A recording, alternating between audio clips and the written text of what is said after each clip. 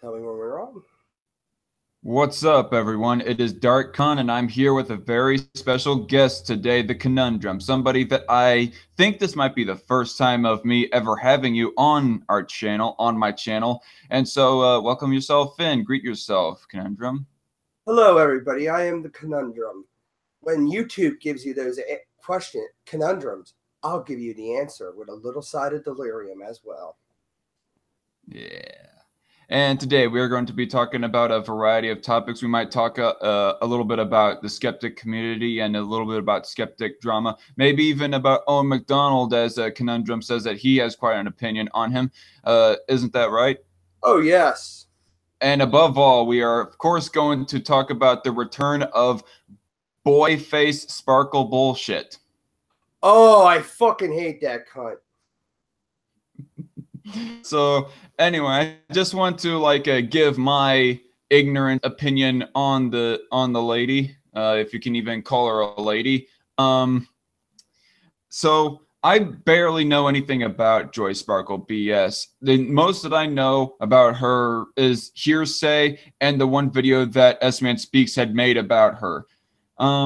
And the most controversy that I know about her is that she's just repetitive. Like, she has barely any substance to her channel, except she likes to talk a shit ton about how obsessed she is with Onision and the Daddy 05 situation, and just a little bit of a narcissist and a hypocrite towards Blair White, and that's all I know. But ever since that I saw that little 10-minute live stream that you did with Jocelyn, it seems that there was a little bit more to Joy Sparkle, or should I say boy face sparkle bullshit, than meets the eye. So please explain what you know of Joy Sparkle and what the controversy is around her.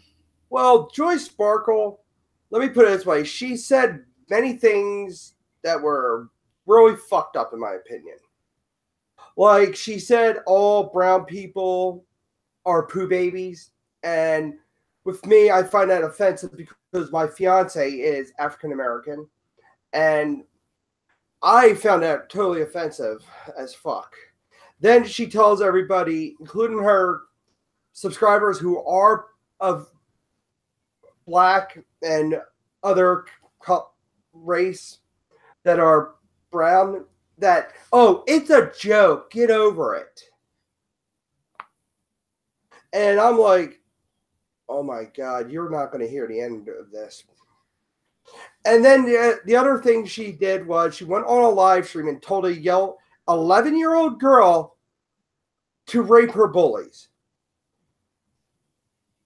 And it's like, the things she done in her past, the way she is, like, she went after her friend Chambers of the Heart. And Chambers, oh my God, I know a lot about Chambers that's more than meets the eye as well. But these individuals, what they do is they'll use a situation for their advantage to get ad revenue. And also, they'll try to do these funds, like funds for these people, especially for Rose Hall, just to make them look good. One moment there.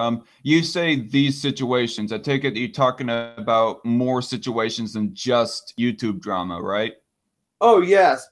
Believe me, Joy Sparkle has a past. She thinks she's an angel. She thinks she's an indigo child. If you ever heard of that. Indigo?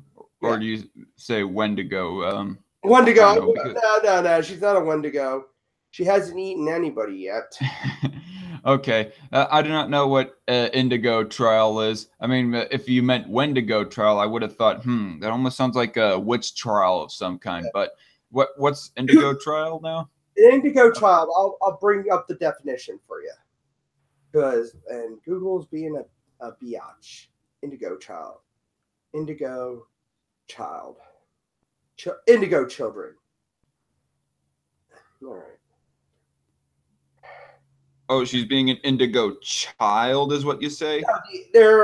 It's indigo children. According to the pseudoscientific New Age concept, are children who are believed to have special or unusual and sometimes supernatural traits or abilities.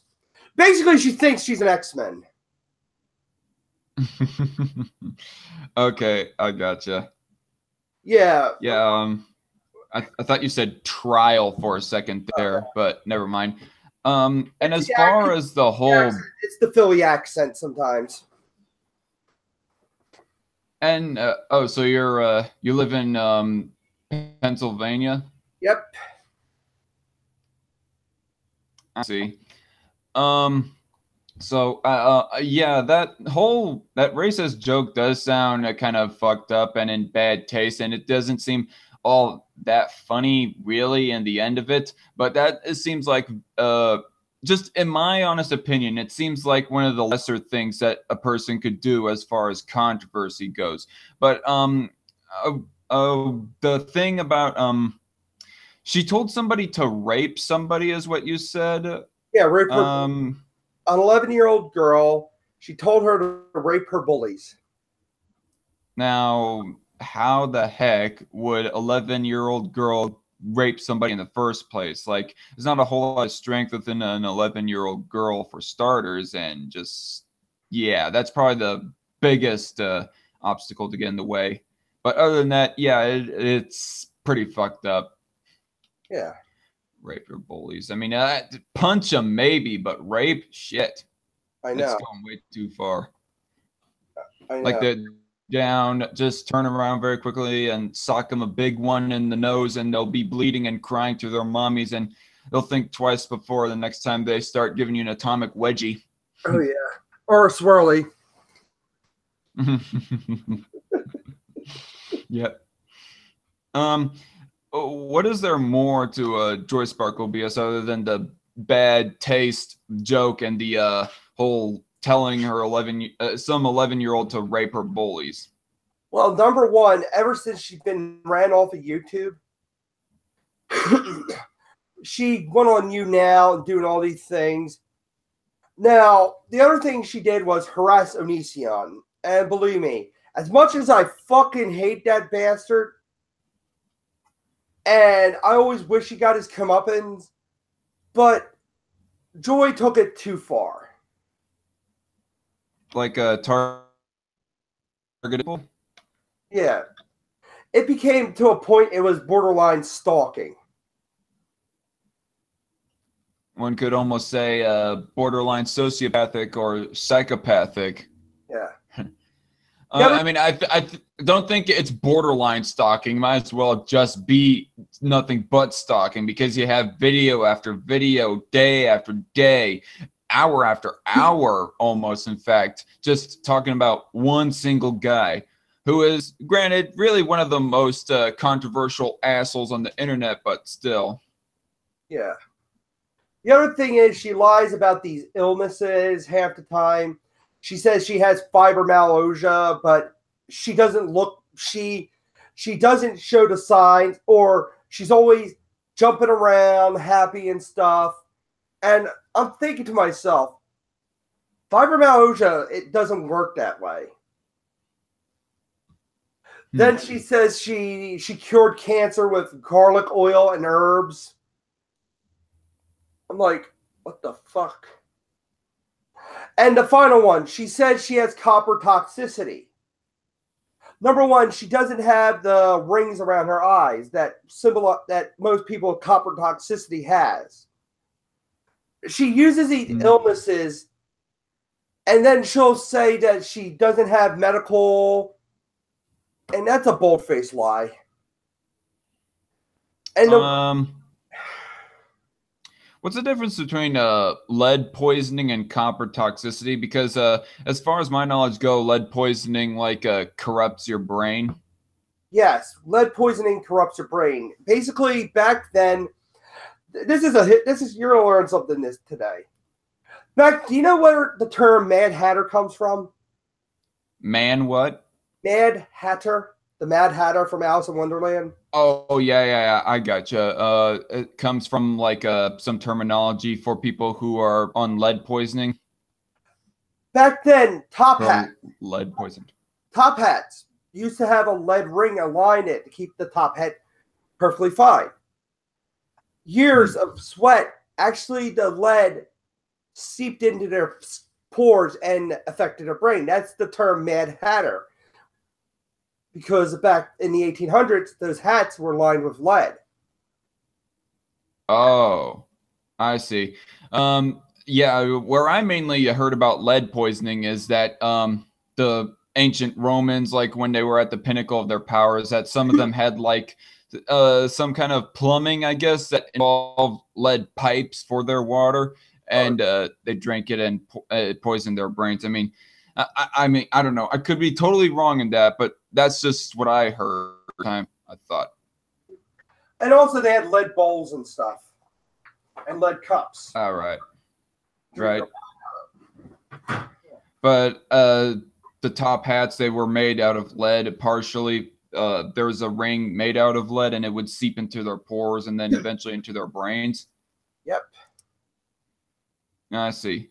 Yeah. So Joy Sparkle, or Boyface Sparkle bullshit. She's somebody who's part of the, what you say is called the commentary community. No, she's part of the YouTube drama community. Now, okay. Chambers of My Heart. But she is. She was a former commentator, former alt commentator member. Then the commentary community got rid of her. I see. Both commentary communities disowned her. Like she was basically, they threw her out like an old like a sucky ass Xbox game. Kind of the same way that the skeptic community threw out Rage After a Storm. Mm-hmm. One could say. Mm-hmm. But although, but the thing is, sorry. The thing that she did was, in the alt CC, she leaked private DMs to one of the commentators about the group, which she got caught by. Then she tries to tell the leaders of that group to shush, listen to me and stuff. And everybody didn't like her for doing that. Then when we got her when everybody cornered her about it and we were putting her on blast about it, she had to run and say, "Oh, my husband's here. I need to help him." Which she is married. I'm not going to drop names or anything. But Chambers of My Heart, when she was in the regular CC, the Neo CC, as we called it, she went off on a bunch of pseudo-intellectuals and called all the commentators a bunch of basement-dwelling virgins. I'm a second-floor dwelling virgin, thank you. And she got outed by the community. Ryan, one of the head commentators, Rhino Mills, actually told her, "Don't ever do commentaries again." Okay. Perhaps I'm misunderstanding the commentary community. Like, can you explain how that's different from the skeptic community? All right, the commentary community is very interesting because it was one community, the ranting community, that branched off into different communities. Like, we have the skeptic community, which are the skeptic commentators, like your Sargon of Akkad, your Jeff Holiday, your Coach Red Pill. And branch off from that. T, yeah. Some black guy, and so on and so forth. Then there's another branch that branched off. Then you got the Leafy format commentators, the one that use gameplay footage. Right. I mean, I occasionally use gameplay footage, but I don't know if I would. Sorry, what did you say was the name of that commentary community? We call ones associated with Leafy. We call it the Leafy style commentary community. Leafy style, okay. Then we have the drama commentary communities, like your Peter Mons, your DJ Keemstars, your Kavos. All right. Some activity going down in the chat here. Horny Fergus. Do you know this guy? Nope. No? Oh, he's all like, why is this autism being talked about? Well, let's throw this stream towards Jim's way. And Jocelyn, Jocelyn asks a question. I mean, here's a question for the conundrum. Some Aricado went against S-Man and don't know if I should make a video on it if it was a private group chat. Okay, I guess he's basically asking, should he be making a video about this? I don't know what you know, but I don't know anything because half the time I'm usually working my late shift at Sev. okay, I see. So that's what you do most of your time, and is what keeps you from making videos most of the time. You work a full-time job. Yep, at 7-Eleven, the late shift, the graveyard shift. 7 to 11, like No, 7 p.m. to what? 11 p.m. to 7 a.m. Okay, never mind. I work 7 a.m. to 4 p.m. approximately. Yeah, and normally when I get home after work, I'm deadbeat tired, and I just flop into bed sleeping. I see. But as I say, at the other branch, now the branch of the commentary community I'm on is called the Slideshow Commentary Community, where we use like avatars of anime characters, comic book characters, video game characters, our own OCs. That's the part of the commentary community I'm a part of. Slideshow commentary community. Didn't you say that you were like part of the Alt CC or the Neo CC? Well, the Alt CC were a branch of the commentary community that got sick and tired of the Neo CC because it was named, the term coined from how the commentary community, most of the commentators were a hive mind. And the Alt CC branched off. Basically, they wanted to do commentaries their way, the way they want to do it. And they were worried about the hypocrisy of the commentary community. It was sort of a big divide. I joined the Alt CC because I thought they were going to make the community a lot better, to point out the hypocrisy and stuff. But when I joined it, it wasn't that good, and I felt like I backed the wrong horse, so I left the Alt CC on my own accord, and I joined back with the Neo CC, and I'm part of the group called Fuck. This is a commentary group where all of us get together and we do our own collaborations. Right. And what does that stand for again? What are the initials? What do the initials stand for again? Of Fuck. Fundamental, friendly, united, commentaries, and cool stuff. Commentaries and cool stuff. Okay. Try remembering that one. Google is calling me a male hooker. The Ben C, I'm eating dinner while watching trench coats talking to socks.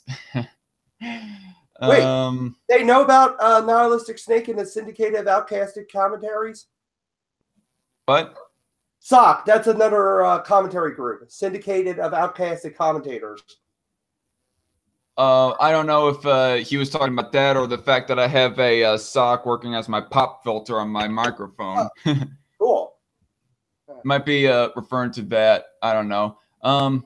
Ben C, who I think is one of my more critical subscribers, just safe to say, says any internet community that gives itself a name is laughable, like giving yourself a whimsical nickname. I guess I could somewhat agree with that. What do you think of that? Yeah, you can, but it's also, I don't believe, most communities are shitty. I'm going to be honest. You're going to have some good apples and bad apples. But sometimes you can take the good apples and eat from them and get nutrition from it. Just make sure you don't eat those bad apples and get some type of sorry, I'm actually smoking at the same time. Don't get some diarrhea from it. Ben C says, I may be critical, but I'm doing it in a supportive way, I hope. No. None of your criticism as came off as overly condescending, Ben C. Don't take it the wrong way. I'm just saying that just really you like to critique my work a little bit more than my regular subscribers do. So have you ever heard of Just a Robot? I mean, I think that guy might have been somebody who considered himself somebody part of the CC or one of those other subgroups. I never really saw him as a skeptic community member, but yeah, you ever heard of Just a Robot? Actually, I know Just a Robot because he was part of the Alt CC, and he started the Alt CC. Okay, cool.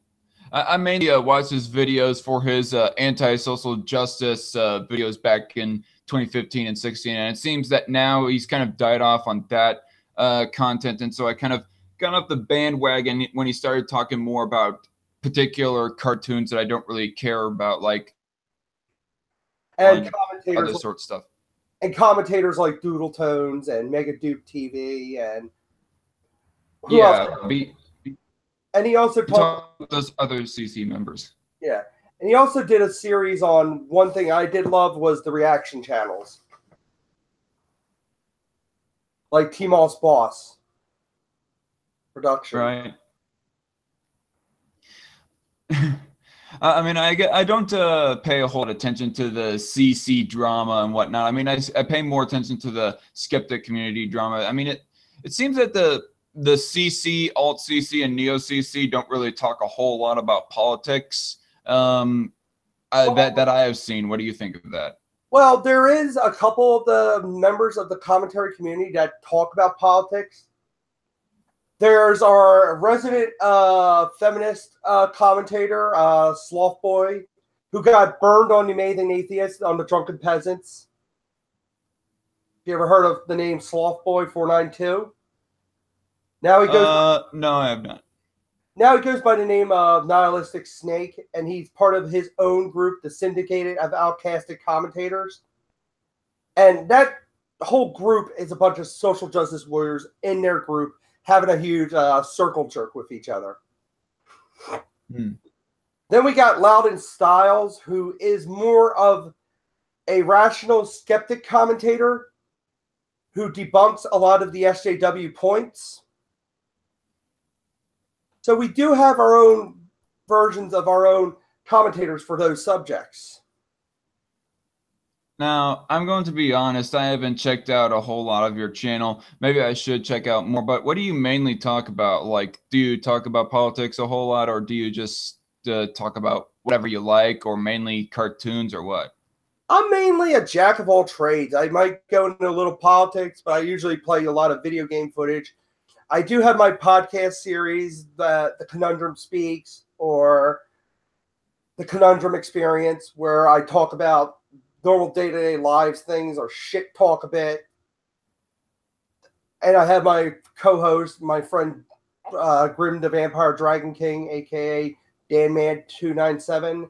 Sometimes sometimes my fiance will join me for a commentary, or we'll watch a video, react to it. But most of the time I play Let It Die and have fun with that. Right. I want to address a little bit of chat here. Jocelyn says, how's that collab video going? I hope the clip I sent you, Zach, was good. In all honesty, Jocelyn, I gotta ask, why the heck is it that the actual footage is like a lot smaller than the actual video player? Like it's the box where the video is actually playing is a lot smaller than the video displayer. And there's another guy called Mr. Inferno who says Jar didn't start the Alt CC. Dark Scythe and I did. Jar only coined the name Alt CC. I do stand corrected. I did get that wrong. It was Dark Scythe who made the Alt CC, and Mr. Inferno. Jar coined it. I made a mistake, and I will admit to it. Okay. Google it says, Zach, turn the lights on. Your camera is failing. Is my how is the visuals going right now? it's doing fair to minimum. It's doing good. I mean, the whole point of having the lights turned off for your information, Google it, is create the ambiance of my character. I mean, my name is the Dark Conservatarian, and so I try to get in character, you know? Yeah, make it look like you're in a dark alley somewhere. Jocelyn says, because the original clip was taking hours to upload. Ben C says that, so Google it, you can go fuck yourself. It was slowing everyone's internet at my house, Jocelyn says. Okay, I'll try to work with what I can regarding that, Jocelyn. Me and him have a little project going on. Maybe I shouldn't spoil too much of it, but yeah, just a little bit of a project talk there. Google it. Fuck you. If you think that I look ridiculous, that's your opinion. Yes. So anyway, I mean, aside from Joy Sparkle BS, who are some other YouTubers that you have some real big beef with? Oh, there's and Chambers of My Heart for betraying and uniting with Joy Sparkle. Oh, there's plenty. Jordy Jordan, aka Wings of Redemption, for being a literal fat ass and complaining about saying that McDonald's employees for their weekly salary gets $50 a week. And I'm like, no, they don't, because I used to work at McDonald's and our paychecks. Wait a minute, McDonald's, they deserve 15. Is that what you said? No, $50. They got $50. $50 a week. He said this in his stream. I only get a goal. I only set a goal for $50 a week. The normal pay of the end of the week for McDonald's employees. I'm like, I used to work at McDonald's and we didn't get $50. In fact, we got a good amount on our paycheck because we were paid on a bi-weekly scale. And okay, so this guy was lying about the total weekly earnings of the McDonald's employees? Yeah. And this guy, Jordy Jordan, all he does is bitch and complain. He cries on his live stream. He says he's losing weight, but no, he ballooned up to 450 pounds. And now he's going down to Mexico to get weight loss surgery. And he's asking people for donations. Surgery. Yeah. Man, that is lazy. I'm hearing some reverb. There is something in the background there. I'm hearing myself in the background. Oh, that's probably the speaker. Let me fix Damn, that was loud. Let me fix the speaker. I'm not hearing myself anymore. Because it's feedback. I hate feedback. Okay. Google it says Steven Crowder pegged Zach in the urethra. Owen works at McDonald's and Zach is a serial killer. Yeah, I'm told that all the time, that I look like a criminal of some kind with my bald ass head and my indoor sunglasses. So you're a serial killer, huh? Did you kill a bowl of Fruit Loops or Lucky Charms yet? Actually, it was a bowl of Cheerios. Yeah, he is a serial killer.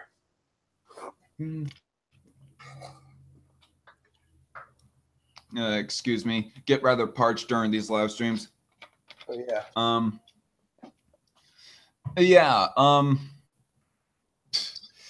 I am like I don't want to get too much into politics, but I am like generally against the minimum wage. So somebody who is like lying about the status of workers to try and push the agenda of raising the minimum wage, yeah, it kind of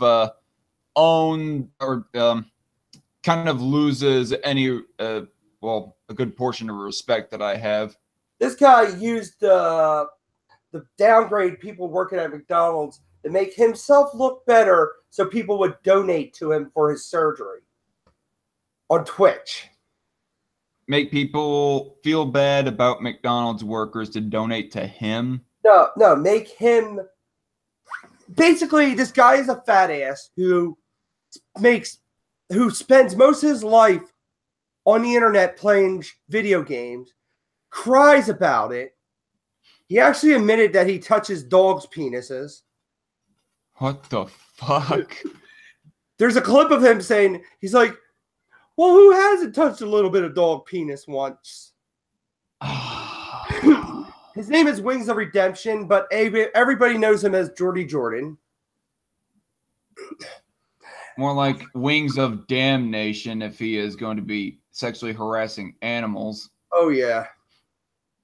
Yeah. Talk about choking your dog. I mean, especially domesticated pets. Like, damn. Yeah. And he disrespected. He disrespects people working a minimum wage job and tells people on his Twitch streams to donate to him. Wait a minute. Is this guy trying to push for a higher minimum wage or push to get rid of it? Because I find it. No, what he's doing is he's shitting on people who's working, so he can get money by saying they only make this amount of money. So donate to me because even though I don't have a job, I only put YouTube is my life, video games are my life. And he cried on camera about it. Basically, he was e-bagging. Yeah. Kind of reminds me a little bit of DSP Gaming, like S-Man did the one rant about him, because the guy, he goes self-aggrandizing himself as a hard worker for all this gaming footage that all this gaming that he does and live streaming and so on and so forth. And really, yeah, S-Man is all like, you aren't a hard worker for playing video and uploading it on YouTube. Yeah, but Jordy Jordan is by far worse than DSP. Okay. And that's a big accomplishment. I mean, aside from being an animal harasser and a complete narcissist about actual workers, what else has Jordy done? Well, he did this whole thing where in 2013, he asked people, he begged for money because people were going to help him lose weight by going to this boot camp. He didn't fulfill it, and he just bought video games and fried chicken and pizza.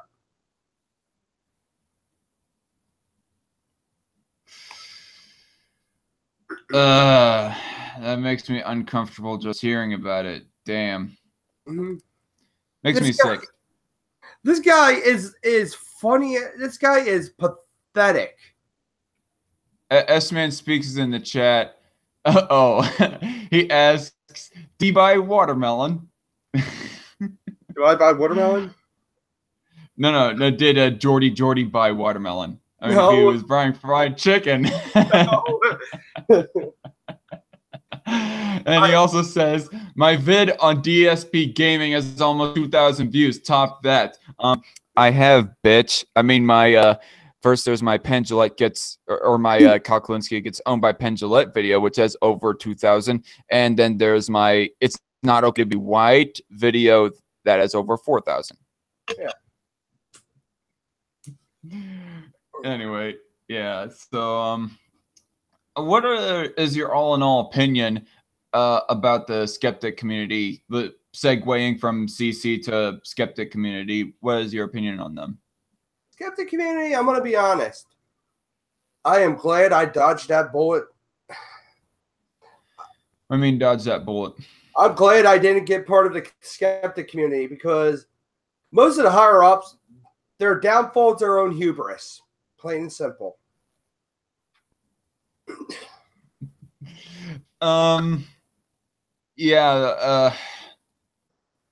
People keep on pointing out of how that the skeptic community, they aren't very well sourced as far as their information goes. I mean, it's just a whole, somebody made the saying that it's listen and believe, that is their method on information on a whole bunch of other issues. Like, they don't do a whole lot of their own research, generally speaking. I mean, Teal Deer kind of stands out as somebody who is the opposite in that area. I mean, he does a whole lot of research. And Sargon of Akkad really, Sargon of Akkad, he has a whole lot of his flaws, but he still tries to put effort as far as research into his videos go. And I'm even still a fan kind of a fan of him now, but even then he's kind of drying up. I used to have been subscribed to Andy Warski, but then he switched to doing purely live streams. And so I thought that was kind of boring. And plus there's all the exposure that he's getting of the drama going down with his Twitter feed. Ren Michaelis, I do not know if you heard of her, but she's one of the people that makes videos about him. And that kind of exposed me to how much of a narcissist that Andy Warski really has become. When I first found him, he seemed to be like a likable, kind of a likable, dumb loudmouth whenever he does response videos to Francesca Ramsey. But now he's just a complete and utter narcissist asshole. And Bearing, I don't know if you ever heard of the drama that I had with him. No, what happened? Well, I'm not like one of the main players really as far as the drama goes. Like, you know that AIU is a big time doxer, right? Yeah. In other news today, water is wet. Yeah, kind of an oh duh piece of information right there. But anyway, so AIU, Bearing, does a shadow collab video with AIU, and he has him on for a friendly hangout stream. He doesn't even have him on for a live stream debating him and confronting him about his actions of doxing. I mean, I don't want to like piss anybody off for bringing this up, because just disclaimer to everybody. I am on good terms with Bearing nowadays, and so is Loudmouth and everyone else. But still, the beginning of this drama is that AIU is a doxer. Bearing does a shadow collab and a friendly hangout with AIU, and so that pisses off Loudmouth, who calls him out on that bullshit because Bearing was promoting somebody who is like a criminal. And yes, criminal, it is a crime. I have provided sources in a past video saying that it is a crime, both in the United States and in the European Union. And last I checked, AIU, I think, is in Germany, lives in Germany. And so yeah, Loudmouth goes calling out Bearing for promoting somebody who is like, who conducts actions that are considered objectively immoral generally by the internet. And so then Loudmouth goes talking about why he's so pissed off at Bearing at a guy called Humane Mind, who is a patron of Bearing, and that convinces, and so Loudmouth indirectly convinces Humane Mind to take away his patronship from Bearing. Like, keep in mind, Loudmouth indirectly convinces him. He did not directly ask him, hey, you should unpatron from Bearing. But that's a little bit of confusion right there that gets stirred up. And so this lie, this myth gets spread around that Loudmouth directly asked a patron of Bearing.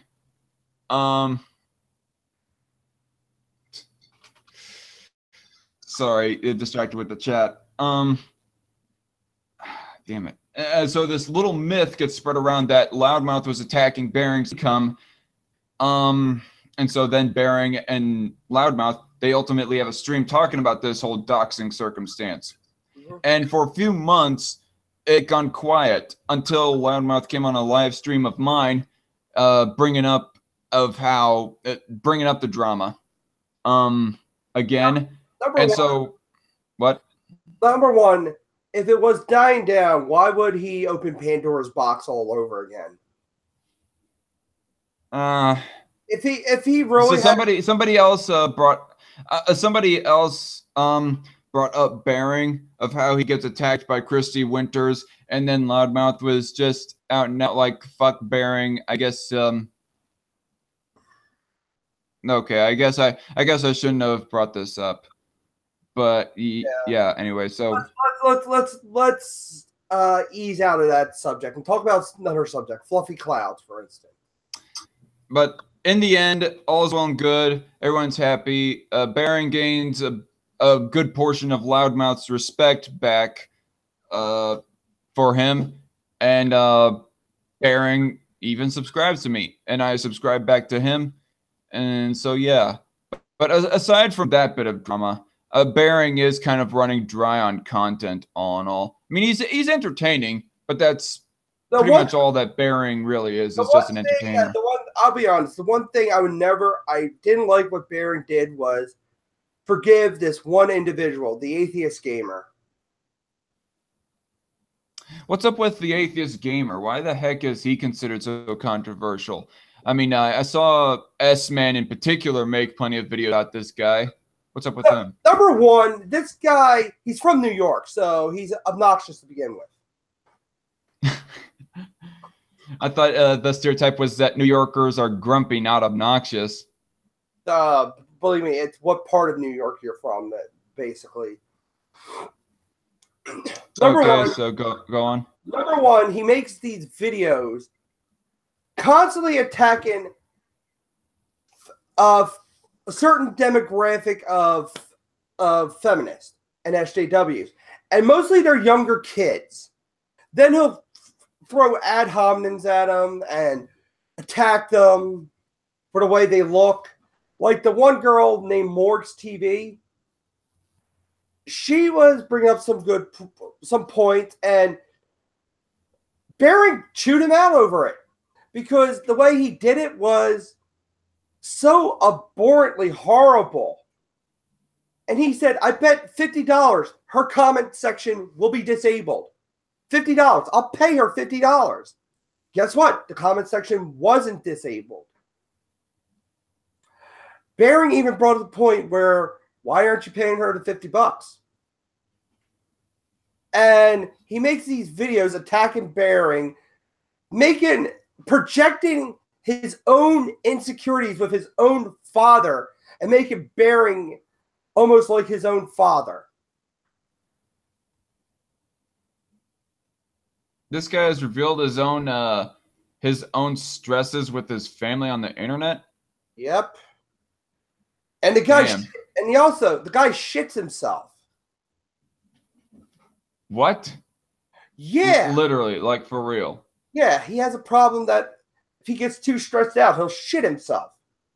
And he admitted it to it. The other thing is, he used to be against Jenny McDermott. That dumpster fire. Those were the only times he attacked somebody who was a little bit bigger in subscribers.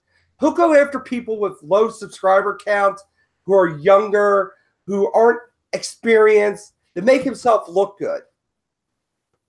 Let me see how big the Atheist Gamer is. So, Atheist.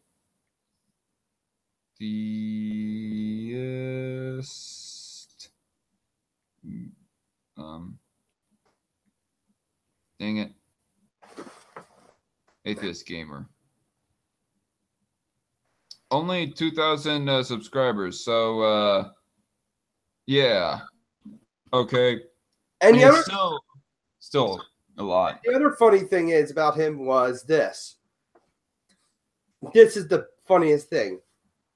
I did comment to him, and he'll disregard anyone's comments and use this argument.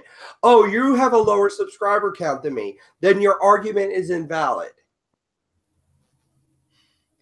That's the typical ad populum right there that S-Man likes to bring up about Danny Quartz, that Danny Quartz will constantly play ad populum himself. And speaking of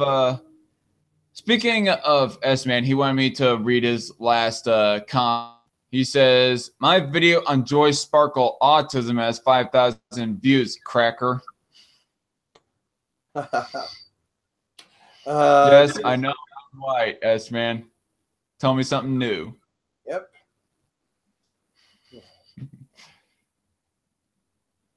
The Atheist... what? Jocelyn says, the Atheist Gamer has always been an awesome what, Jocelyn? It's odd. Yeah, the Atheist, he doesn't sound like he's really too controversial, just being a keyboard warrior, bully, a wannabe edgelord who shits himself. I mean, it's not really anything that I would look at in comparison to people like like AIU and specifically, and Onision and Vegan Gains. You don't want me to get started on some of those people.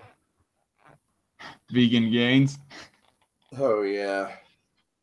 Telling people he wants to kill somebody. Oh my god. You don't want to go there, dude.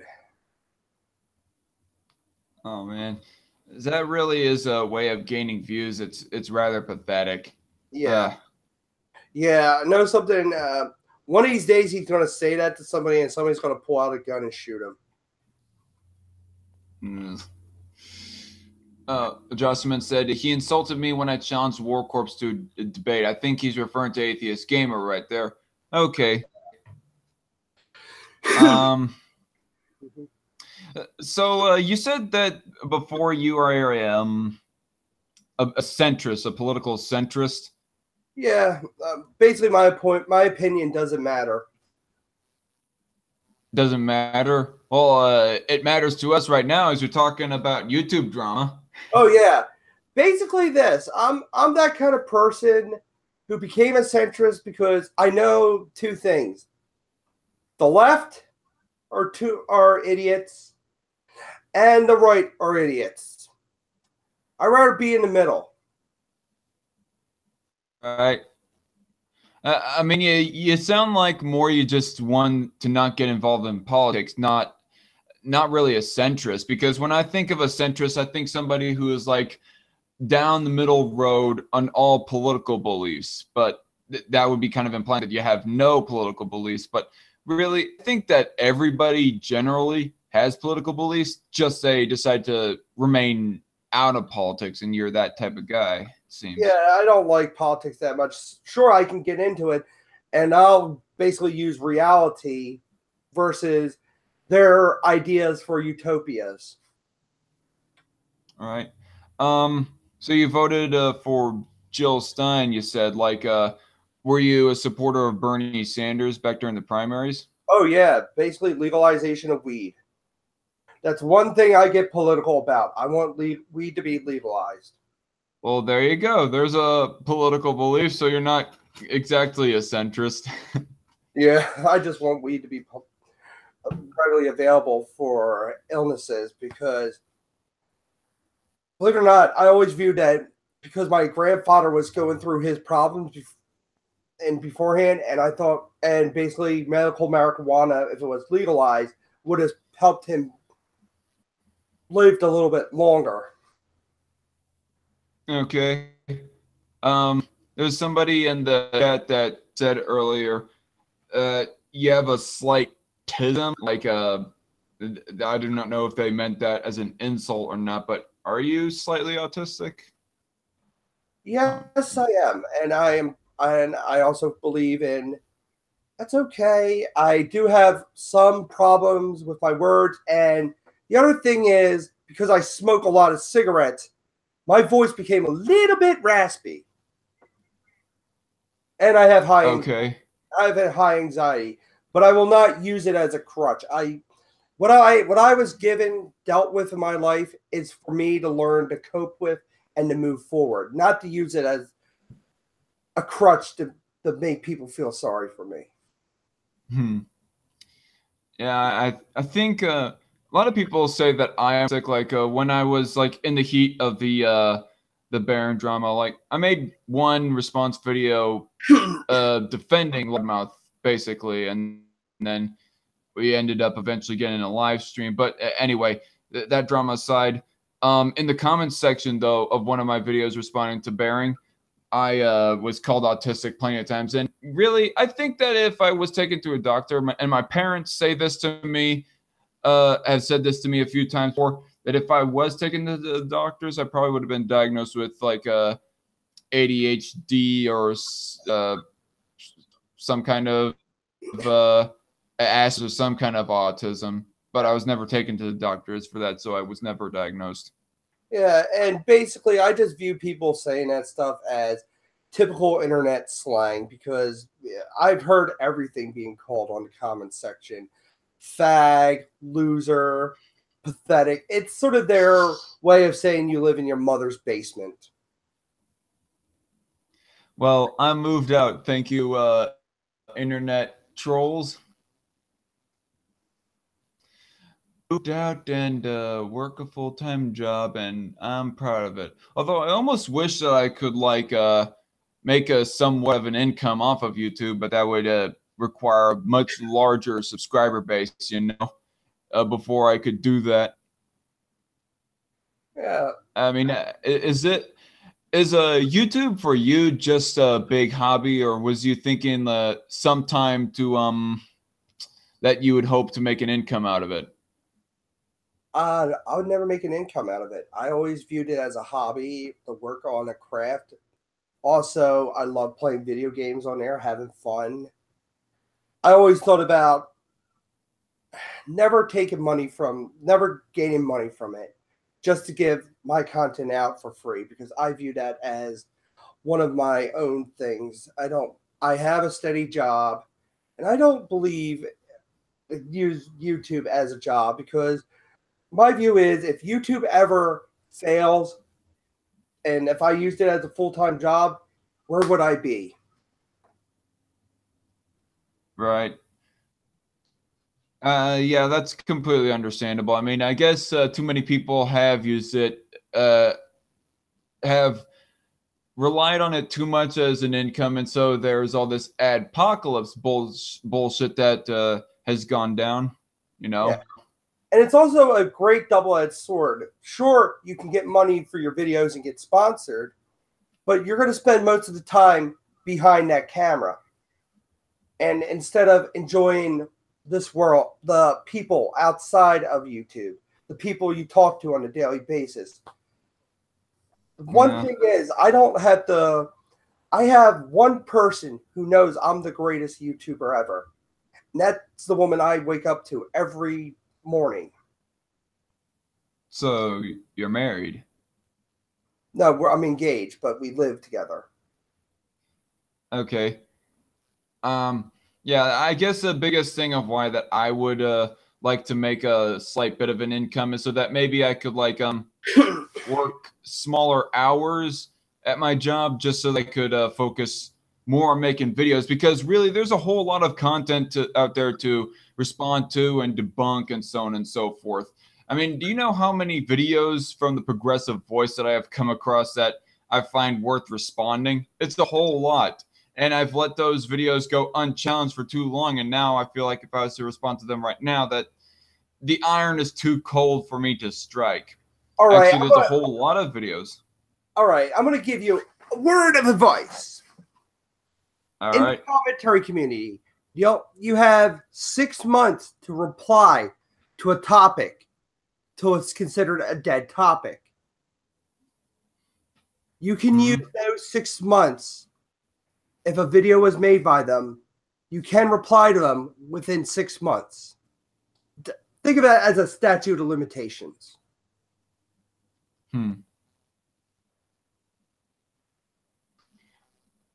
I see. That's the general rule for when's a good timing to respond to something? Yeah. 6 months. That's how us in the slideshow commentary community handle things like that. By the way, you did not have to answer the whole married question, by the way. I mean, it just kind of flew off the tongue, and I did not put that disclaimer down. And you don't have to answer this question either, but I was just curious. How old are you? I'll make it a funny anecdote. I am older than dirt. Funny. When I see your profile picture there, you almost look like you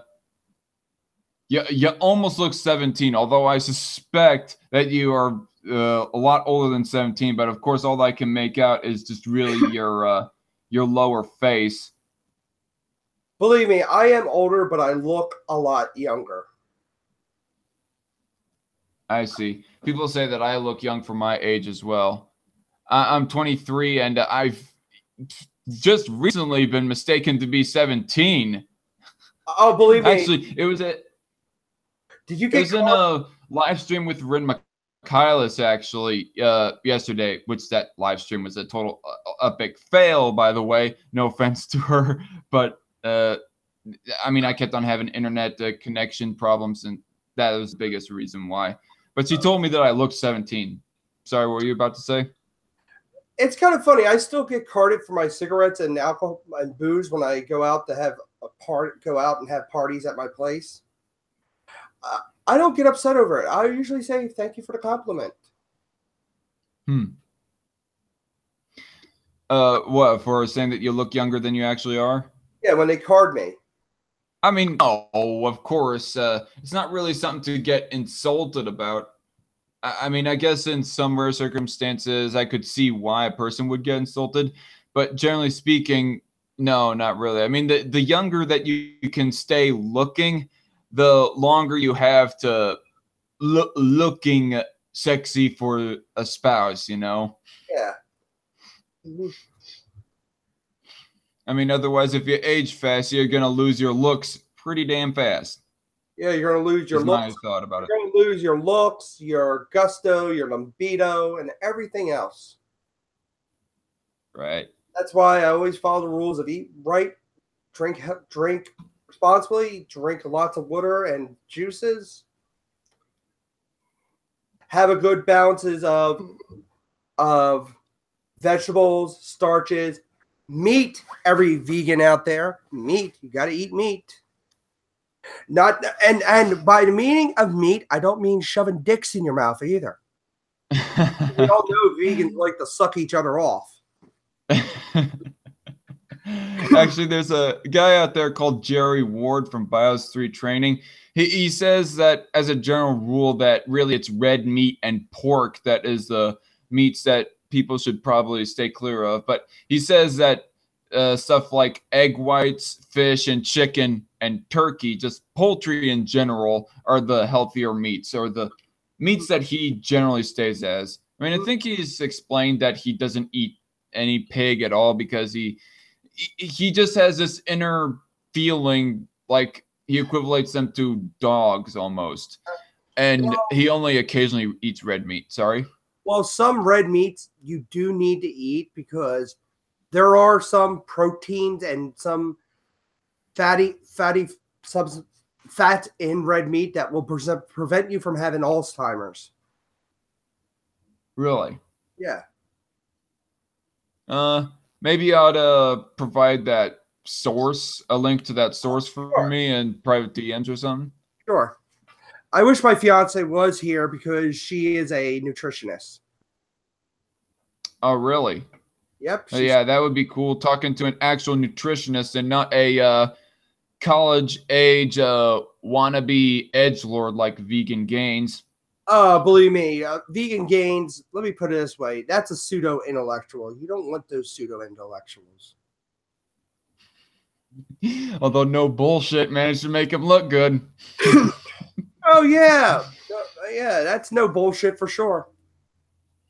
I mean, I just watched Loudmouth Review's video on him. I mean, S-Man Speaks, he did a pretty good job. I don't think S-Man Speaks went over AI, no bullshits, apologisms for AIU as much as Loudmouth did. But after I was done watching Loudmouth Review's video, check out his channel, by the way, if you haven't already.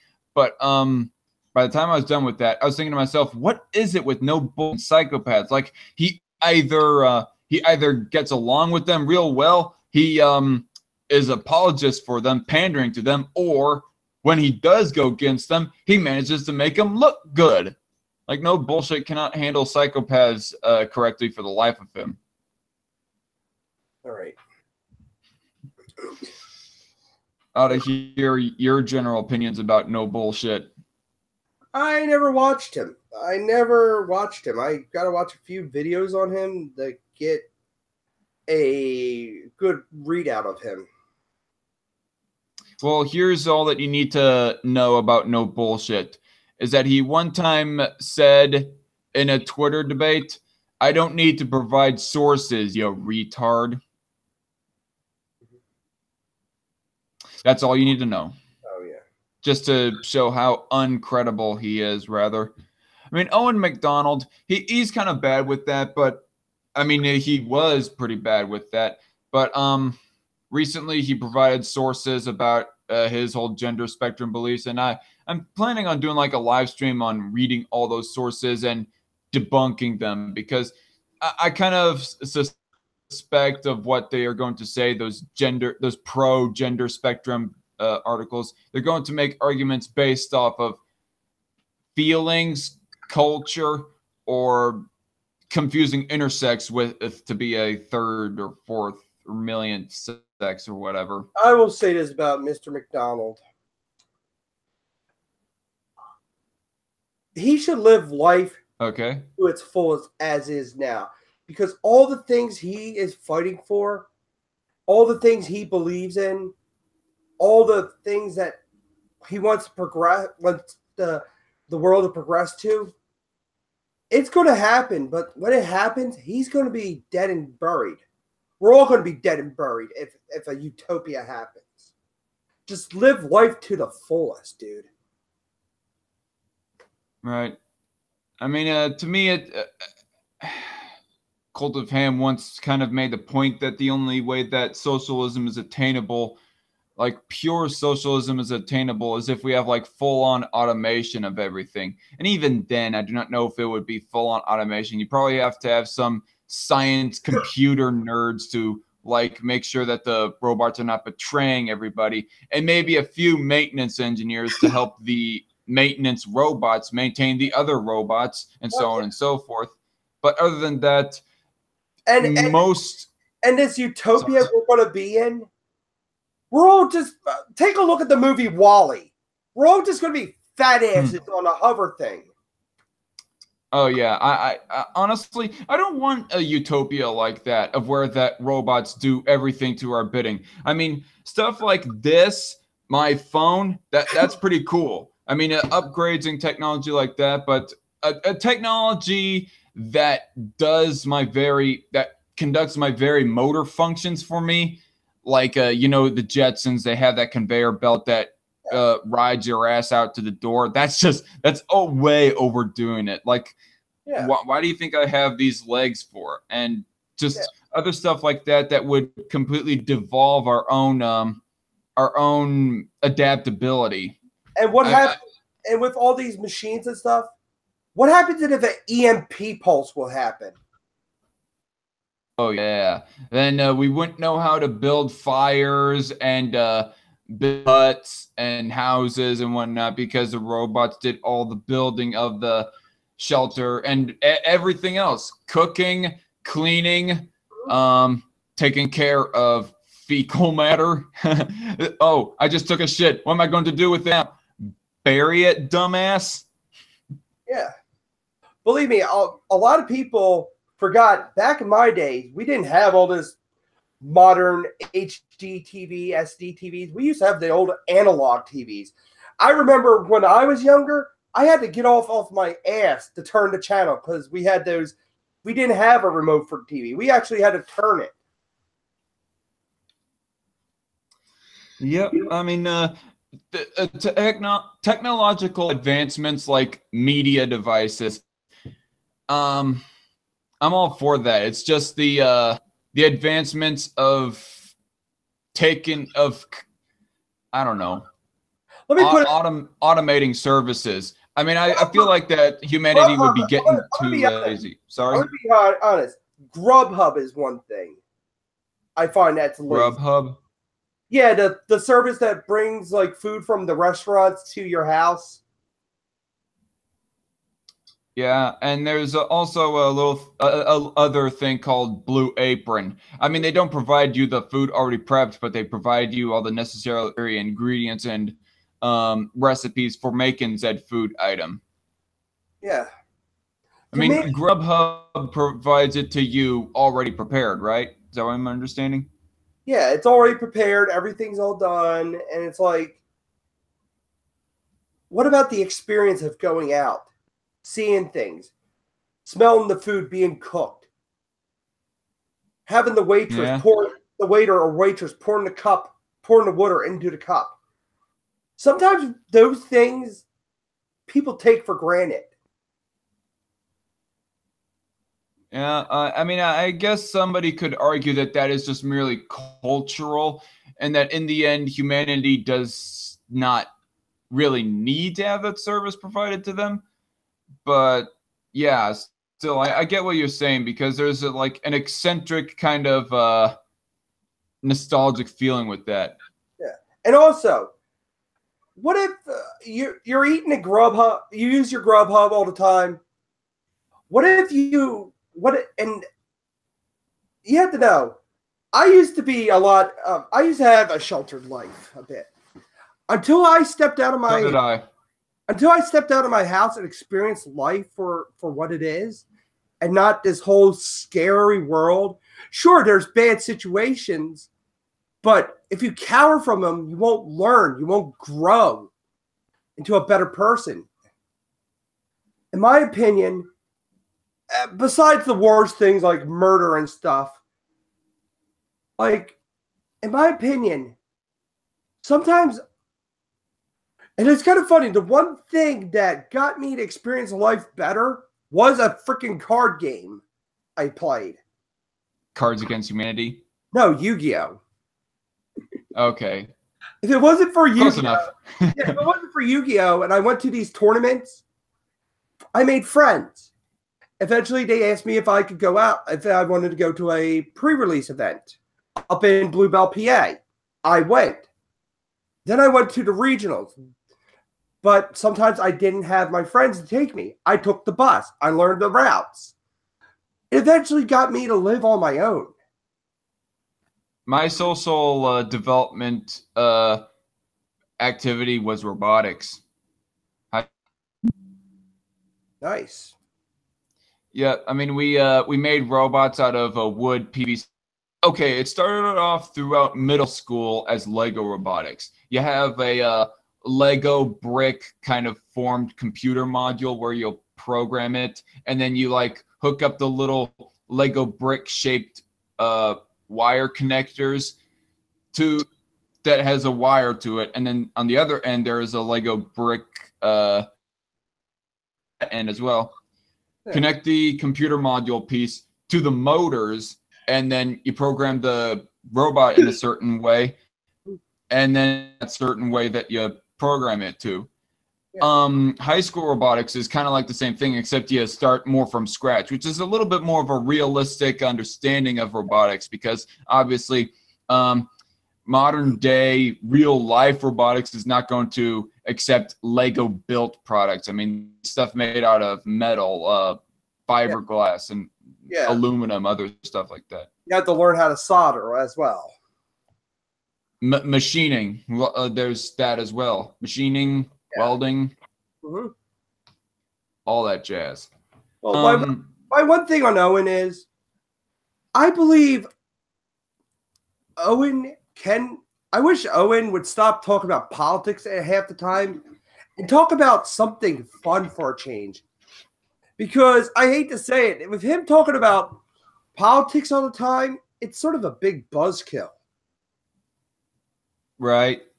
I mean, yeah, that's kind of understandable. I mean, which kind of made it awkward for like a little while. S-Man had invited him to our Poor Bastards private chat. I mean, we don't always talk about politics on there. We do talk about politics a whole lot, but other times we'd be talking about dark humor, dank meme, music as well. And just other fun cultural type stuff. Yeah, and I see he takes it too literally. I used to be the same type of person like Owen at one point. I used to take things literally. But know what he could do? Take what I things literally? Or take things joke. Literally as in, couldn't take a joke? Yeah. What I did, and doesn't know the meaning of satire or a joke. What I had to do for a while is ask a person, is that satire? If it's not, I would not liked it. If they said it was satire, it was satirized, then I understood what it meant and actually had a good chuckle over it. And it got me over that fear of taking things too literally. I mean, I used to be like that as well. Not well, actually, to somewhat of an extent, I still take excuse me, some jokes a little bit too seriously. But other than that, ever since getting into high school robotics and getting a full-time job and coming here on the internet, it's kind of thickened my skin and got me to have a little bit more of a sense of humor, to the point that I'm one of the laughing stocks, one of the butts of a whole lot of jokes in our little community. Like, for example, one time I dug myself in a hole by saying that I think that Blair White is pretty hot, and then Loudmouth says Blair White has not gotten rid of the dick. And so ever since then, people are making Blair White Zach. I just doxed my last name there, but fuck it. Blair White, dark conservatarian jokes all the time. Well, I don't really matter. I don't really mind it. My fiance is not here, or she would have made Blair White and dark conservatarian yaoi fan fiction for you. What? Who would have? My fiance. Oh, your fiance. For some reason, I thought you said Beyonce, and I was thinking, like, what the fuck? Since when was Beyonce an artist? Well, of that type. I mean, she's a music artist, obviously, but I meant like drawing and storyline artist. Yeah. Well, I don't care if your fiance was to. I mean, people have been threatening to make fanfics of that for quite a while now, and still haven't turned out anything. Oh, believe me, there's going to be a lot of it on DeviantArt. And Fur Affinity, you might become Blair White, and you might become furry yaoi members. Oh, fuck. Don't look on the bright side. It's not the brony community that's going to go after you. I don't know if that's any better. Believe me, they made Markiplier. They made Markiplier and Jacksepticeye fan fiction. They're going to make. Of course. Yeah, and I don't want to like make this serious again, but back on Owen McDonald, the biggest thing about him is that what he is advocating for is basically a pipe dream. Like he wants to go for the extreme of what his desires are to be. Well, my point is this: how would you regulate laws? Regulate laws? Yeah, with Owen, his pipe dream. How would laws be regulated? Yeah, that's a good question, because he does say that he wants like a socialist society without type of government, and that's the biggest problem there, is that he expects. I mean, I'm in the middle of like watching a recent live stream that he had debating with S-Man Speaks, Frederick Voltaire Bastiat, and Cult of Ham. I did type some things in the comment about that. I'm like, how would you defend your country from invaders who don't believe your ideology? Well, he believes in international socialism, but that brings all sorts of kind of problems as well. He wants to bring something out on the world scale that hasn't even been tested yet. I mean, humane mind, he's a bit of the other extreme where he's an anarcho-capitalist, but at least he is willing to work with the middle ground. He'll work with the Republican form of government that the United States is supposed to be, at least, when ultimately he wants no government. And even with Ancapistan, he wants to test it on a little spot of land. He doesn't want to immediately apply it to the entire world like Owen wants to. Yeah. And what if other nations and countries don't want his idea, and they wanted and they fight back against it? How would he defend his beliefs? Yeah. I mean, I don't think I've heard him speak anything that he is like for outright banning guns, but just what about religion? Religion? He doesn't talk a whole lot about religion, at least I don't hear. But see, that's another thing. Another part of government, believe it or not, is the religious aspect, because a lot of countries, a lot of governments believe in religion. How would Owen's utopia would run if there's a group of people who don't like what's going on and they decide to revolt. Right. There's a lot of the idea seems good, but there's, in the words of Bruce Wayne and Batman Forever, it just raises too many questions. Right. And as I was saying, the reason why his ideas are a pipe dream is I even heard him in a live stream recently where he was with Frederick, S-Man, and Cult of Ham, where he said, you don't think that people will just freely give each other their stuff, but that's your conjecture. I'm thinking, that's reality, Owen. Not everybody is a bunch of little goody two-shoes that will freely, without any incentive, give each other their stuff, share each other's stuff, so that everyone can survive. All right, so share the stuff, okay?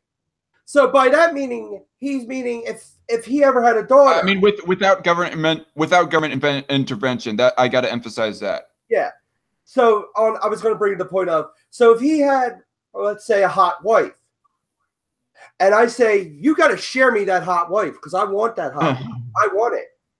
He has to share it by obligation of his own rules.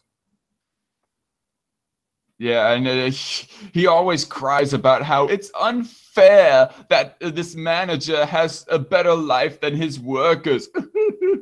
And you know what I think, Owen? I think that it's unfair that Kanye West gets Kim Kardashian and I get all these average-looking girls in Kansas. Yeah. And the other thing is, the other thing about McDonald's, about the minimum wage thing, I am a person who's against that. I'll tell you why. Minimum wage? Yeah, I'll tell you why. Okay. I will only believe they deserve a higher wage if they provide a better service. Point blank. If I order a burger with no pickles, no ketchup on it, I want a burger with no pickles, no ketchup. But if they screw up and then ultimately give you the burger with pickles and ketchup, then you'll think that guy doesn't deserve a living wage at all. Oh, believe me. There's times in Wendy's, I ordered a burger with no tomatoes and soda with no ice. They'll give me a soda with ice and and a burger with tomatoes. I'll go back to the counter, tell them, you got my order wrong. You all complain about a minimum, you want a better wage. Actually get your fucking service right for once. Do you actually say that word for word? Yes. That is epic. I mean, I don't think that will ring that'll ring very well with the conservatives and libertarians that work in the kitchen, but with all the liberals and progressives, they'll be like, oh shit. It'll make them think twice. Oh yeah. And believe me, my fiance knows stories about me, how I am in restaurants. And you say that you're a centrist, but you're sounding to me more and more like a bit of a libertarian. I mean, considering your marijuana and minimum wage stances, just putting out my personal opinion about you out there. Hey, whatever you think I am, you think I am. Like I say, I'm a conundrum in itself. Anyway, yeah. It's just a big pipe dream that will never happen. Owen doesn't want to admit it. He doesn't want to compromise on his beliefs. I mean, at least you made mine. He believes in anarcho-capitalism, which is a bit of the extreme of capitalism, but he's somewhat willing to compromise. He's willing to work within the workings of the United States government to try and get it back to its constitutional Republican roots, instead of saying, no, we must get rid of the government entirely and be a complete dogmatic ideologue about it. The thing is, I think Owen would benefit a lot if he would put his beliefs aside in a stream and have fun for once. Hell, I would bring Cards Against Humanity. We'll all play. And I bet Owen will have a good chuckle once in a while. You better not play a card that says chicks with dicks on it. No, we'll definitely take that one out because we don't want him to go off on the rail. And more fan fiction will be made of you and Blair White for sure. Oh man, don't play any race cards as well. He'll definitely over that. Oh, race cards? So I can't use a card of, oh, we're all going to a NASCAR race. You said race card, NASCAR. Oh. Sorry. I did not catch on the pun for a second there. Puns are fun, everybody. They certainly can be. Except for Dungeons and Dragons. If you ever say a pun in Dungeons and Dragons, the DM will kill you automatically. The what? The Dungeon Master in Dungeons and Dragons. Okay.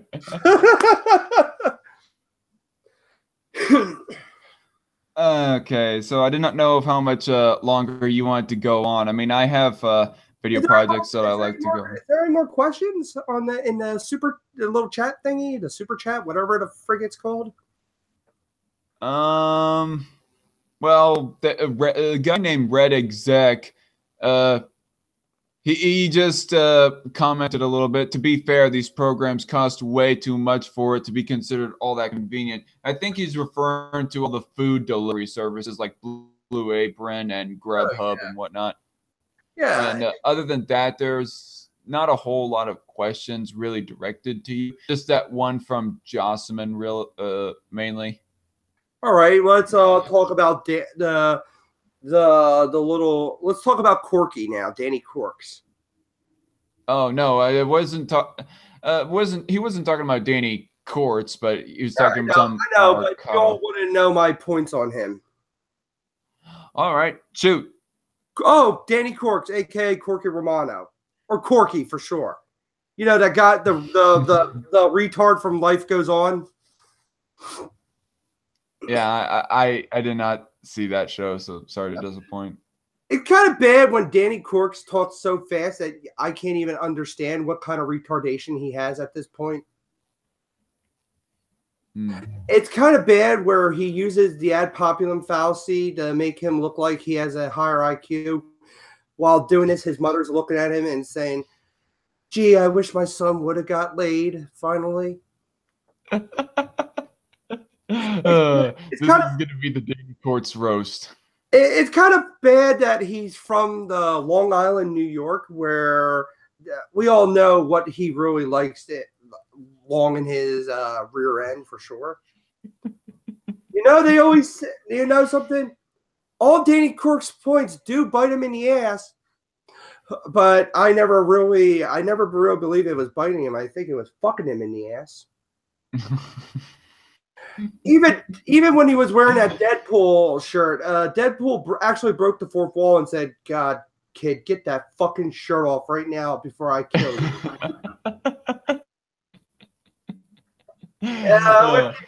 Danny Corks with those stormtroopers. I'm going to say this: that's the first time ever the stormtrooper is never going to miss shooting a target. I need to take a little clip of this saying the conundrum roast Danny Courts. Yeah, make sure to put that thug life over my Illuminati-esque robes looking all like Dr. Oh my God. Let me put it this way. What does Danny Corks and Blocken have in common? What? They both have a similar ring to what he loves, cock. Let me put it this way: if you block Danny Corks, aren't you cock blocking him? Well, for the record, I don't block anyone. I've never have and don't really intend to ever. Oh yeah, either. But Danny Corks will cock block about you. Then he'll just go on his merry way, jerking off to his Dragon Tales porn. Well, I don't care if he cock blocks me because don't want anything to do with his cock. I know, that's why he loves Dragon Tales porn. Oh, did you say fucking Dragon Tales? Yeah. Holy shit. Oh man, what's the name of all the characters there? You have Ord making out with Rosie or whatever whatever the female dragon is. Yeah. Well, believe me, if Danny Corks probably goes to furry conventions and makes sure he gets fucked by that two-headed dragon, because we all know his favorite game is Double Dragon. Danny, I heard about riding the dragons, but that's type of ridiculous.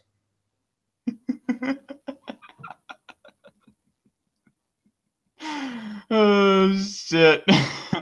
Keep it up. I'm dying here. What does Danny Corks and the baseball player Bob Uecker, before he retired, have in common? I don't know who Bob Uecker is, but so I probably won't get this one. But Gohan. They're both scrubs. They're both scrubs. Yep. Okay. Haha. Yeah. Sorry. Like I said, I don't know who Bob Uecker is. What was Danny Corks' life in high school was? Where he became the whiny Kylo Ren wannabe bitch he is now. It consisted of 3 things. Being rejected by every female in high school. Even the lunch lady rejected him. Number 2, getting pushed into garbage can and lockers on a daily basis. And number 3, being the teacher's pet. The Triforce of not getting laid, boys and girls. Getting rejected even by the school lunch lady, being put in dumpsters, and being teacher's pets. Yeah. Believe me. I was homeschooled all my life, so I wouldn't know. So sorry. Why does there? You know something? Why does Danny Corks always have pictures of him with dogs? Why? Because bitches always stay together. The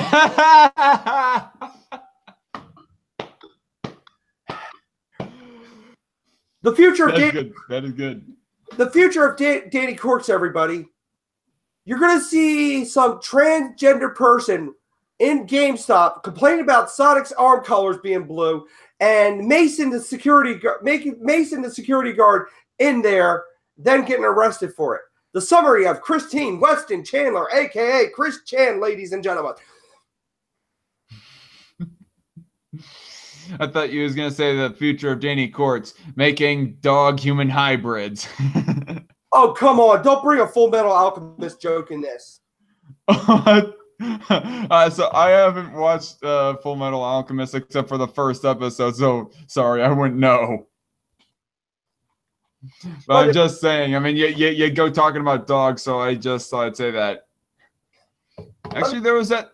Sorry, go ahead. Let me put it this way. Danny Corks has 3 things that are common with every SJW. They both like He-Man because they believe they have the power, but deep down inside they're a closeted homosexual fag. He loves Jem and the holograms because that's the only type of girl he'll ever try to stick his tiny inch Wang Dueler in, a hologram. And they both love My Little Pony because friendship is magic. JJ Skinner is in the chat. He says, Neat Tucker. I don't know of what he's trying to reference there, but okay. Thanks for the contribution, JJ. The only thing Danny Corks is good for is if we sacrifice him for Cthulhu, but Cthulhu will go out and say, damn, bitch, you use this thing for a sacrifice? I'm going to sleep for another 10 million years. Oh, shit. Yeah, not sufficient. Not strong enough. I want to say this. Danny Corks, you think you're a hero, but I'll tell you something. I'm your fucking villain, and wait till you get a load of me, bitch. Damn! I ought to put that as the intro of the Thug Life video, by the way. The Ben C said earlier up in the chat, nothing wrong with that, but you are not Euro-American. You are both just Americans, and that's a good way of looking at it. I mean, Yeah. don't see race, just see oh, okay. J.J. Skinner, the dog human hybrid, Nina Tucker. Oh, Okay, I think I heard of that actually. yeah, but that would be Danny's daughter, and every day he'll go, Daddy, it hurts. Please put me out of my misery. I don't want to see you getting rammed by another dildo again. Oh, ugh, ugh. Now you're just flat out disturbing me, Conundrum. I love dark and grim humor. That's one of my favorite things. Nina Tucker. Jeez. I almost think that might have been like a oh, that's the dog from Full Metal Alchemist. I see. But the one thing that Danny Corks reminds me of is a famous movie, Pinocchio, because every time he lies, his nose grows bigger. And let's put it this way. Danny is from New York, everybody. So we all know New Yorkers suck dick for sure. Wow. You Pennsylvanians or you Philadelphians have a rivalry with New Yorkers, New York Cityers? Oh, yeah. Especially with us Flyers players hating those New York Islanders. You guys are like basically in the same urban area, right? Like the city area of New York City and city area of Pennsylvania are like practically kissing each other, right? Yeah. But the one thing we are glad, our urban area may be a little bit shitty, but Long Island, New York is even more of a toxic cesspool because Danny Corks is still alive to this day, and every Philadelphian is happy about that as much as the Eagles won the Super Bowl. You mean lost the Super Bowl? We won, actually. Oh, won. Sorry. Damn, I was thinking the Patriots. My bad. No. I'm not JJ, everybody. Oh! JJ, you still in the chat? You think you can recover from that burn? You know something, JJ? Hold up. That burn is so good, still lit, so let me light my cigarette on that real quick.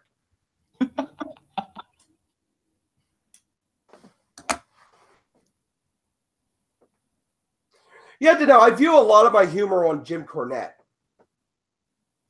Jim Cornette, that's a comedian? No, he was a wrestler. He was a wrestling promoter. Oh, okay. Yeah. I see. Let me put it this way. JJ says he's a Cowboys fan. He just likes the Patriots as well. So Patriots aren't his prime, but okay. You were saying, Conundrum? Let me put it this way. Danny Corks is Vince Russo to my Jim Cornette. Jim Cornette hates Vince Russo because he destroyed wrestling. I hate Danny Corks because he destroys every meaning of the term sci-fi fan and comic book fan.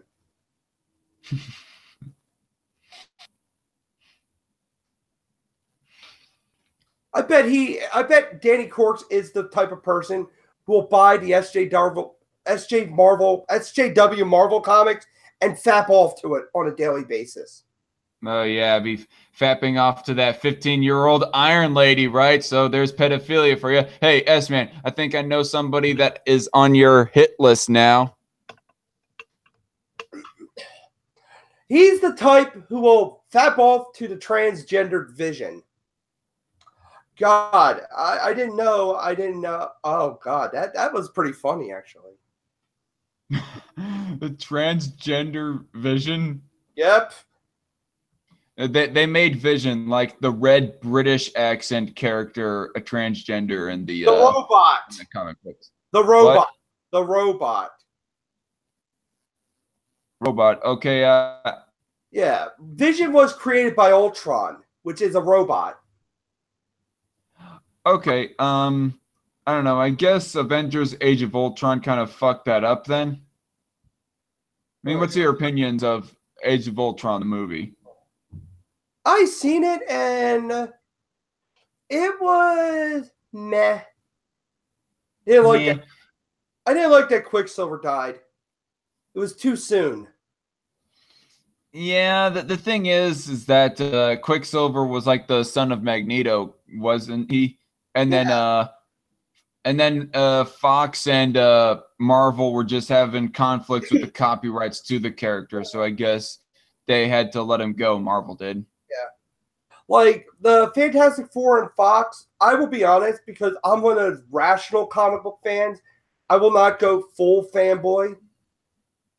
Like when they did the reimagining of the Fantastic Four, I just take it as the Ultimates, because in the Ultimates, Nick Fury was black, and everybody complained about Johnny Storm being black. I'm like, you all stand on that.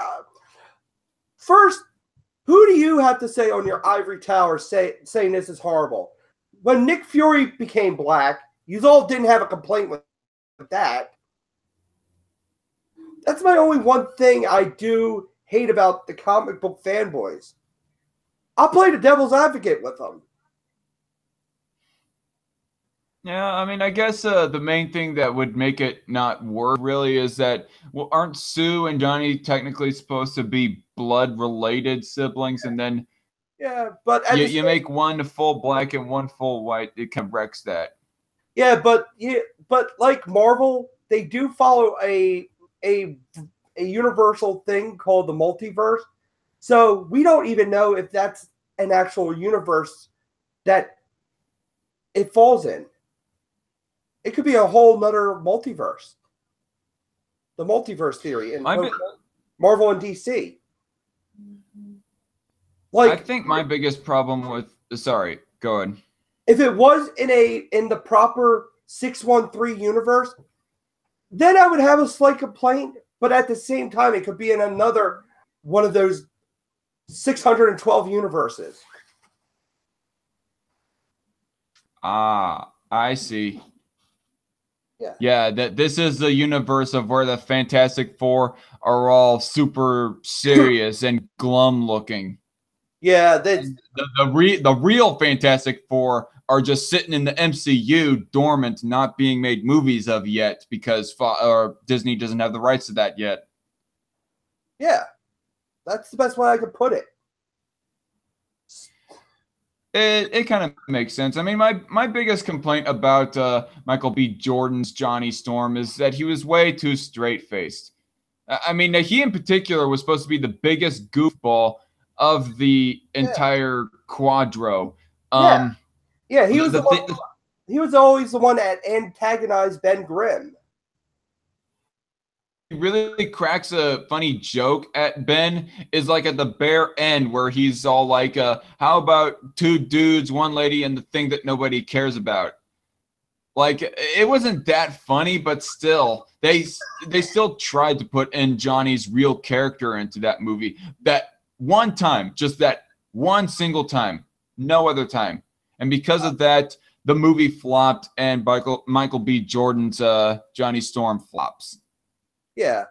My favorite thing was in the original Fantastic Four Rise of the Silver Surfer movie, the joke that Johnny Storm used on Ben with his girlfriend Alicia. If Alicia gets intimate with you, doesn't that equal a rock slide? Yeah. That was funny. That was funny. Plus, I like Michael. Yeah, I recall that. I like Michael Chiklis as the Thing. You like what?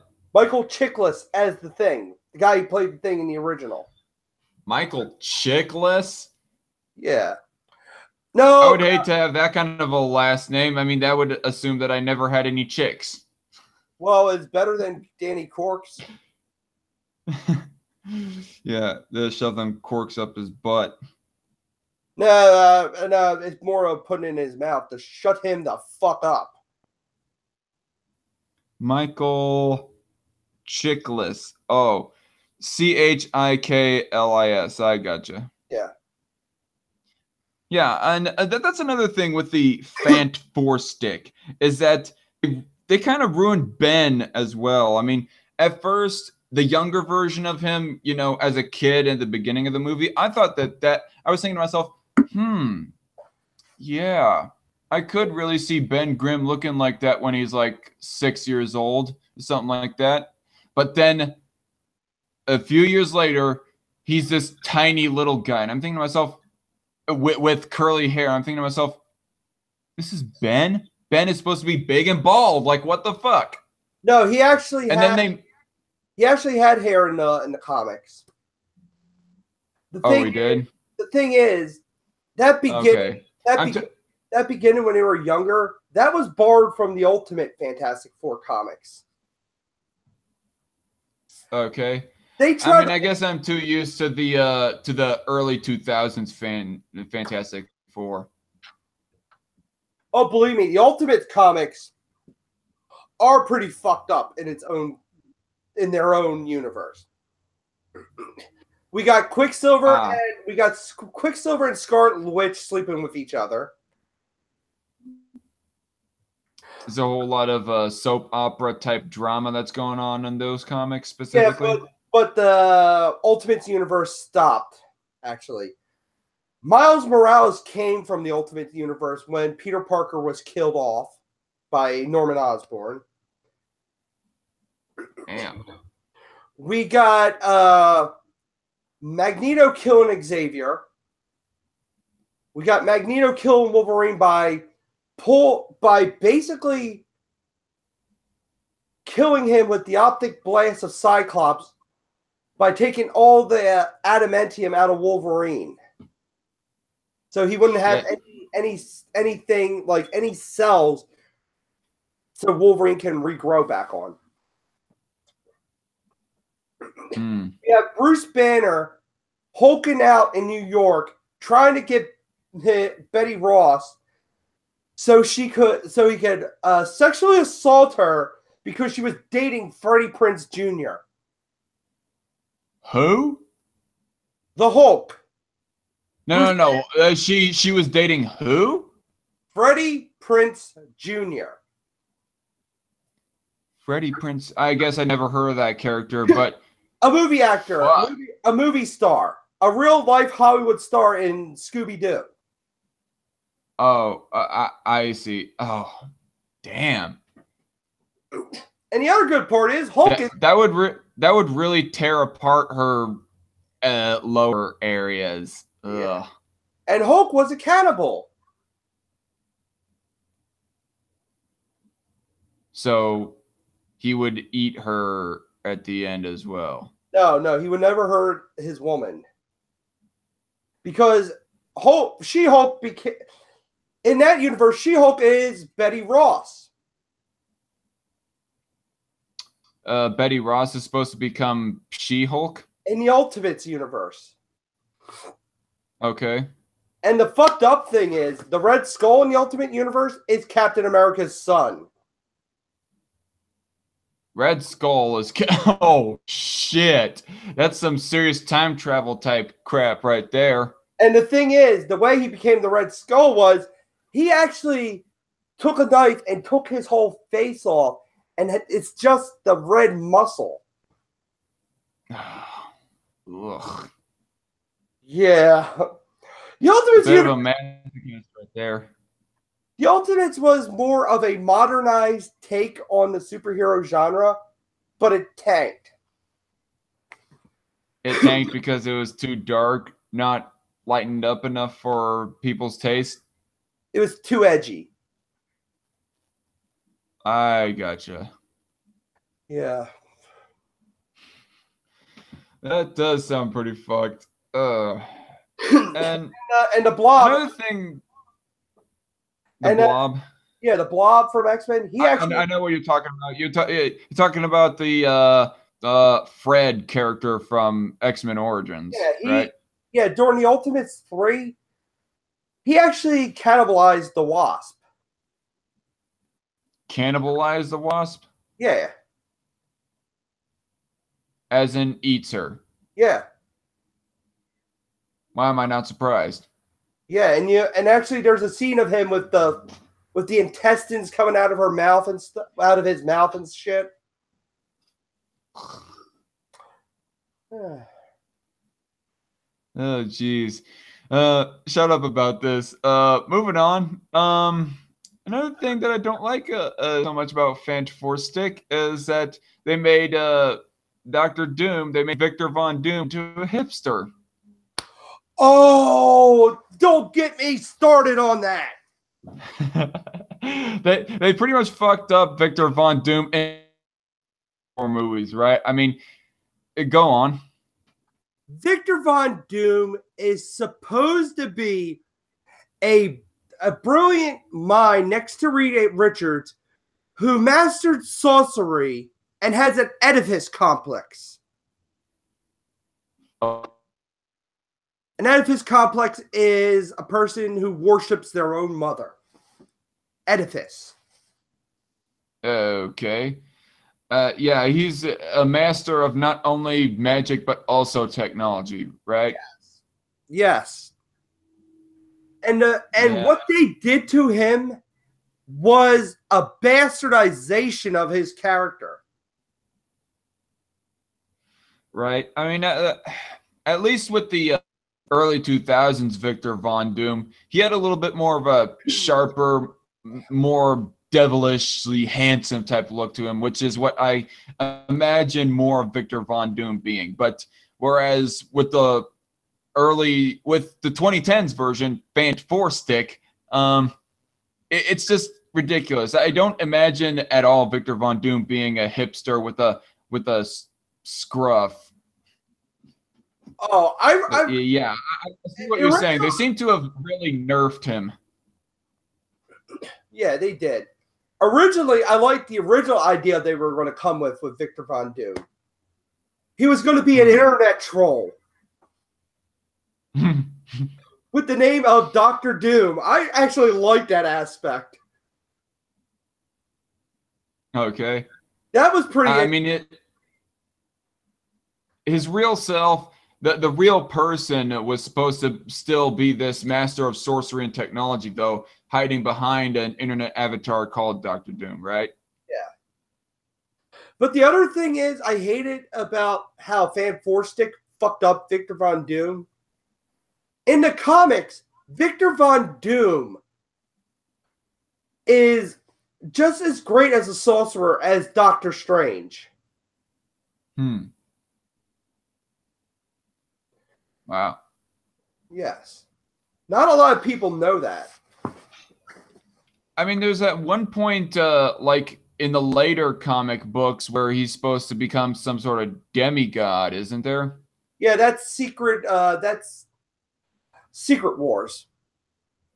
Like he obtains the Affinity Stones for himself, the Infinity Stones for himself, isn't that right?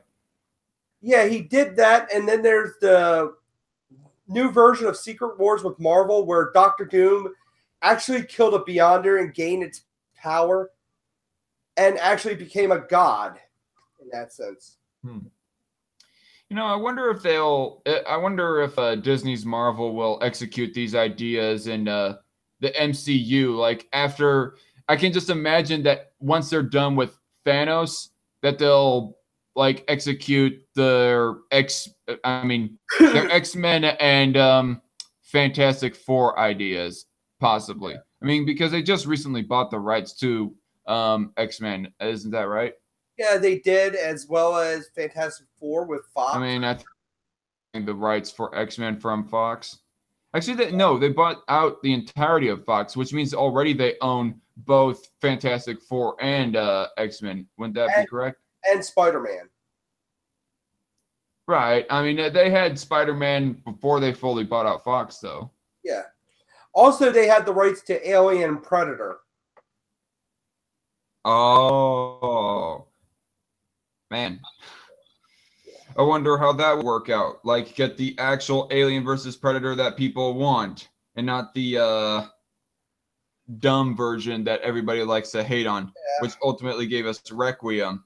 I saw Loudmouth Reviews do a review on AVP Requiem, and really, it looked like it would have been a decent movie I mean, it would have had decent action if only people could get like a decent view of that action with some better lighting, you know? Yeah. That's what happens in the that what happened in the late 2000s. Everything became dark and edgy, and you can't see it for sure. Yeah, including Batman. Oh God, don't get me started with Batman.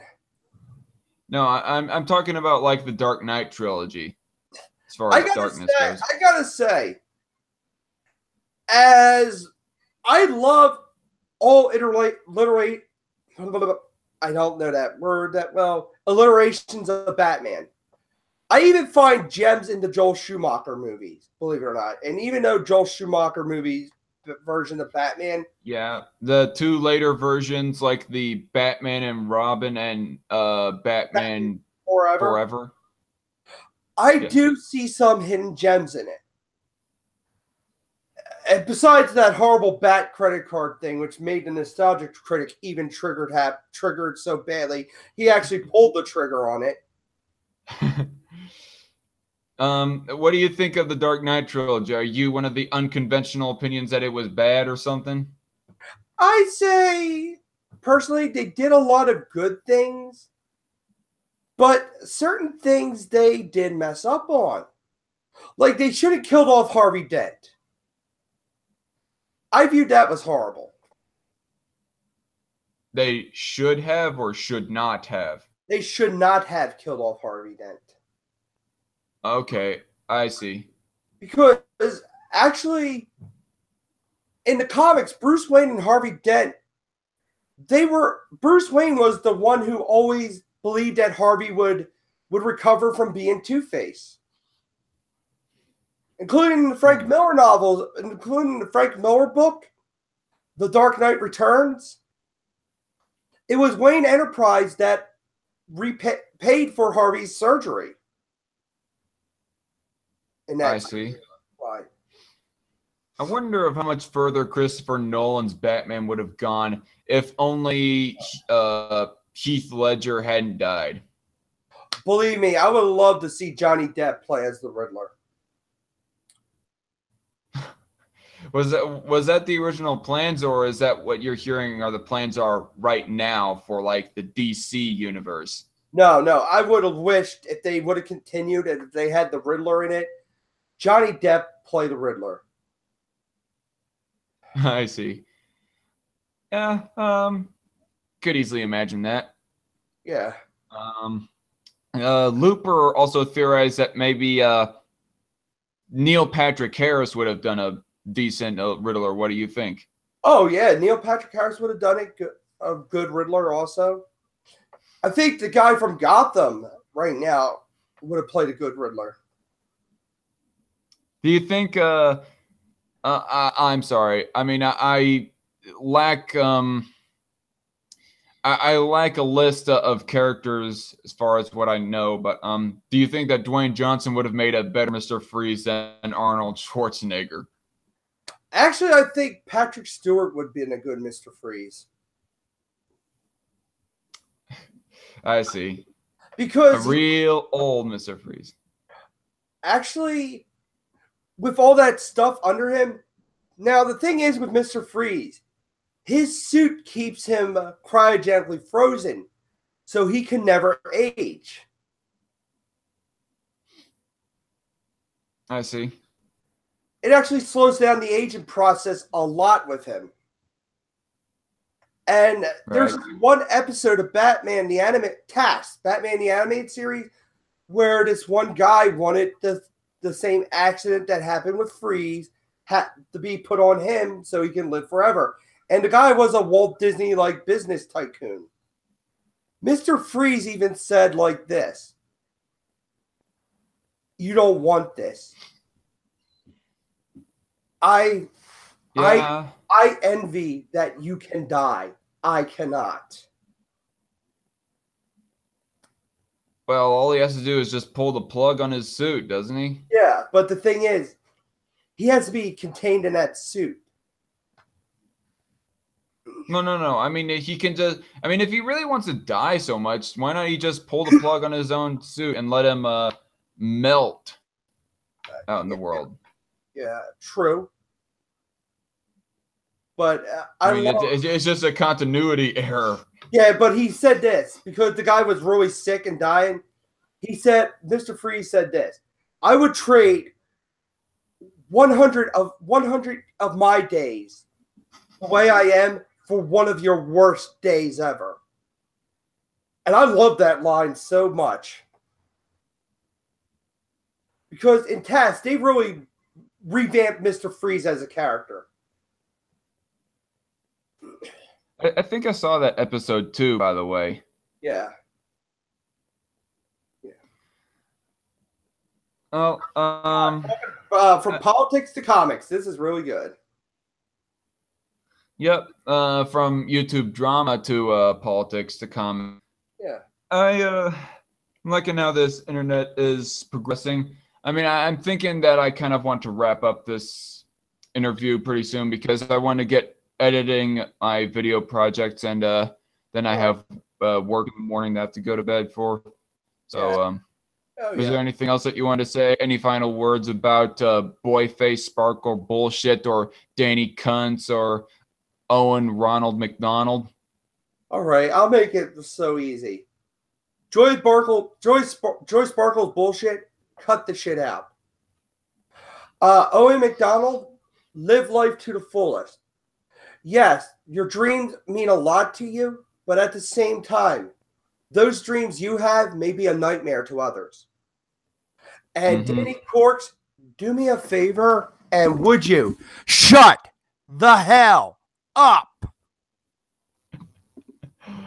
Well, you all heard it from man himself, the brown-coated extravaganza, the Conundrum himself. And so, if that is all that the Conundrum has to say, this is the Dark Conservatarian of Strike Force.